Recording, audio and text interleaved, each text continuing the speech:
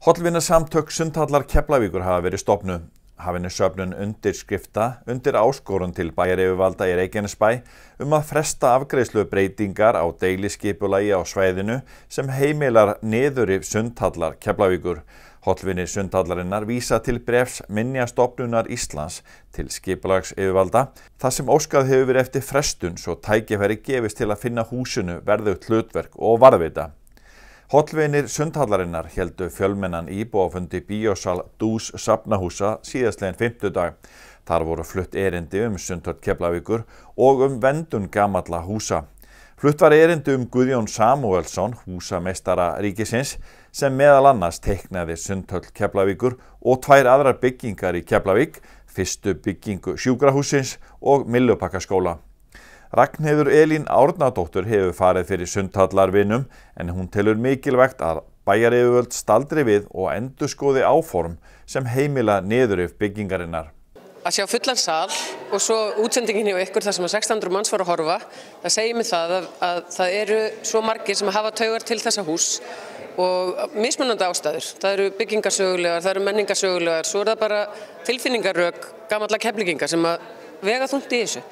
Og ég held að þessi fundur gefi mjög skýr skilaboð. Nú ætlum við erum búin að stofna hollvinasamtök, síðan erum við farin af stað með undirskriftasöfnun sem við ætlum að afhenda bæjaryfirvöldum, vonandi náum við því fyrir 13. febrúar þegar að þá taka þetta fyrir á umhverfis- og skipulagsráðsfundinum og ég trúi ekki öðru þegar menn hafa alla þessa staðreyndir fyrir fram að sig að menn staldri við og fresti þessar ákvörðun eins og Minjastofnun leggur til og við getum andaði kviðinn og unni saman að því að leysa þetta í góðri sátt. Ég spyr svona leiðilegar spurningar. Er þetta ekki komið of langt? Er ekki of seint í rassingreipið? Það var eitt sem að mér langaði að sýna hérna. Það var myndband frá því að Grand Central lestarstöðin í New York. Það átti að byggja ofan á hana og rífa 59 hæða hótel. Þá kom Jackie Onassis og flutti ræðuna sem sagði við höfum getað haft hann að fund 3 mínútna langan.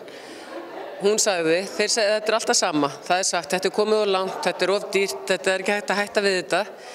Sem betur fyrir var hlustað á hana þarna og Grand Central lestarstöðin er dæmi byggingu sem verður bara dýrmætari með hverju árinu.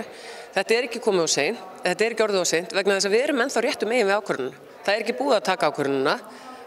Það hefur ekki verið tekin ákvörðun að heimila niðurrif á Sundhöll Keflavíkur og meðan að sú ákvörðun hefur ekki verið tekin, þá má ekki rífa Sundhöll Keflavíkur og það hefur ekki verið samþykkt deiliskipulag sem leyfir byggingu á þessari lóð og meðan það er ekki heimilað, þá er það bannað og varðandi skaðabótaskyldu sem að menn hafa verið að velta fyrir sér, þá er það nefnilega ekki fyrir en að þessar ákvarðanir hafa verið teknar að það myndist einhver skaðabótaskylda, þannig að við erum núna við kjöraðstæður eða komið vekk fyrir að ákvörðun niður verði tekin, þannig að þetta er alls ekkert orðið of seint.